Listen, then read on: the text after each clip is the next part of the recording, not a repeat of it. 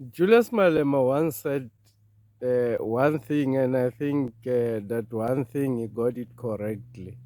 That in South Africa there will be an unled revolution. That he got it correctly. Now there is an unled revolution. President Zuma is just on the side of the unled revolution. He was also right about the fact that he was going to be caught off guard as well. He was going to be caught on the side of the capital. He was also right in that regard. I want to talk about why the reason Julius Malema is not saying anything when the law abused President Zuma. Julius Malema, why do I expect him to say something? It's because he's branded himself as someone who is on the side of the law, not on the side of any person. He's branded himself as the person who loves justice, and he's branded himself as the person who loves black people, who don't want to see the suffering of black people. But he is amazingly very quiet when the law is abusing President Zuma. He has never commented, he's never said that the IEC should stop their ban against President Zuma. And the reason is Julius Malema, when he started in the EFF, he went to England in 2015. I think it's 2015. He went to England in 2015 to meet with Lord uh, Robin Renwick. A lord in England, it's somebody who is in the council of the Queen. So Lord Robin Renwick is the advisor of the Queen, or the advisor of the royal house. There's 794 of the members of the Lords. These are the people in the parliament, in the upper parliament of England. These people are not voted in.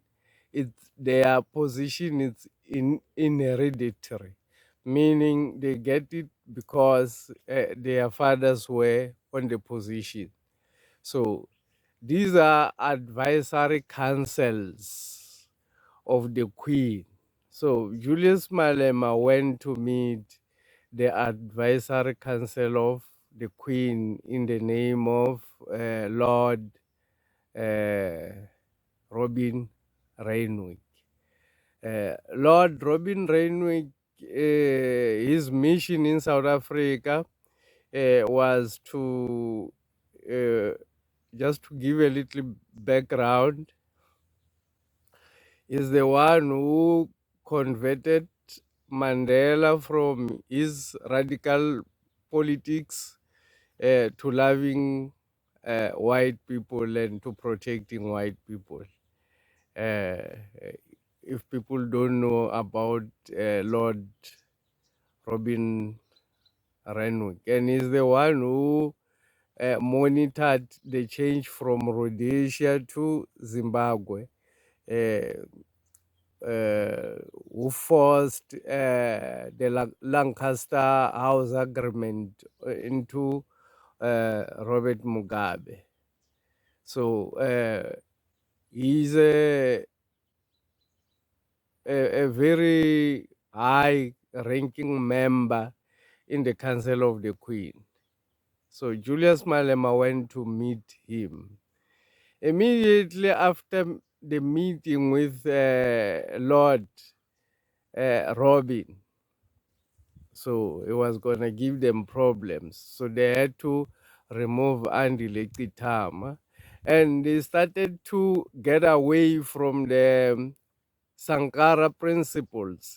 Initially, EFF branded themselves as people who follow Thomas Sankara. Now it's very rare to even hear Julius Malema quote Thomas Sankara. It's a very rare occurrence. I haven't heard him or any EFF member, for that matter, or leadership talking about Thomas Sankara.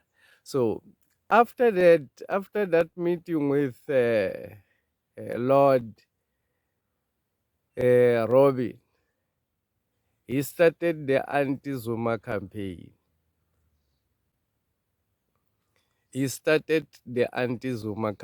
Everybody would be aware, and everybody was here during the time when the EFF was a firebrand in Parliament.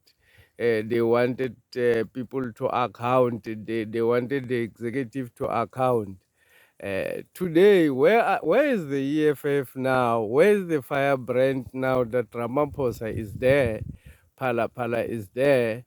Where is Julius Malema to do exactly how he was doing it with President Zuma? Some say he's been soft with President Ramaphosa. He's not been soft. He's been a friend. He's been a friend to President Ramaphosa. We should be aware, and we should be able to listen when people talk. Julius Malema had once, maybe I'll get a clip and insert here. When he talk about the relationship he has with Ramaphosa, he mentioned that him and Ramaphosa stays in the same complex. Because he was working without security, and President Ramaphosa was also driving alone himself without security.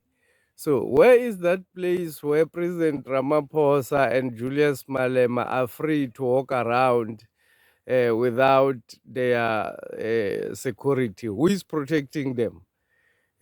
So they stay in the same complex for the reason that when the master wants a meeting now, they should be able to be available. So people should be aware of this, and people should